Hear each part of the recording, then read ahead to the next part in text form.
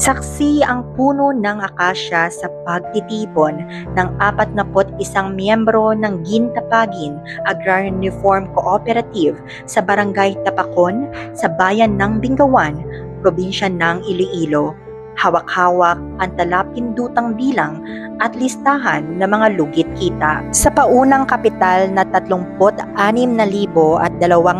piso na inambag ng mga miyembro bilang panimulang kapital na dinagdagan ng 200,000 piso mula sa local government unit sa pamamagitan ng One Town, One Product na nagsusuporta sa mga micro, small, and medium enterprises o MSMEs, unti-unting umunlad ang Gintapagin Agrarian Reform Cooperative. Ang kooperatiba ay nagbibigay serbisyo sa kanyang mga miyembro tulad ng pagpapautang, pagproseso ng saging, renta sa paggamit ng mga makinarya sa pagsasaka, pagpapalaki ng baboy, at pagbebenta sa kanilang tindahan ng mga pang-araw-araw na mga pangangailangan. Subalit hindi nakatakas sa mapinsalang bagyong Yolanda ang Gintapagin Agrarian Reform Cooperative.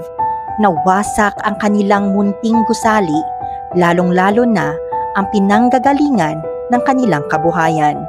Nakapanlulumo ang litrato ng pagsalanta at di malaman kung saan sila tatayo mula sa matinding pagkadapa. Ang pagsalanta ng isa sa pinakamalakas na bagyo sa Pilipinas ay hindi naging dahilan para sila'y tumigil sa inumpisahang adhikain. Iyon ay ang pagbibigay tulong sa kanilang mga magsasaka benepisyaryo at mapabuti ang kalidad ng kanilang pamumuhay. Nang dahil sa ibinigay na mga makinarya kagaya ng rice reaper, harvester at rice transplanter mula sa kagawaran ng reformang pansakahan sa Iloilo, unti-unting nakabangon ang Gintapagin Agrarian Reform Cooperative. Sa kasalukuyan, ito ay mayroong 540 miyembro at 263 sa mga ito ay mga kababaihan.